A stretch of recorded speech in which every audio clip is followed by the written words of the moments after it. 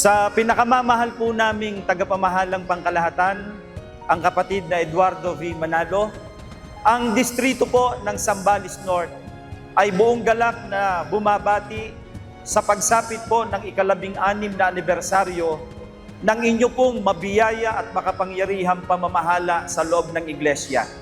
Kami po ay buong pusong nangangako sa ating Ama na magpapasakop at susunod sa pamamahala. Kapatid na Eduardo V. Manalo, Happy 16th mahal na mahal po namin kayo!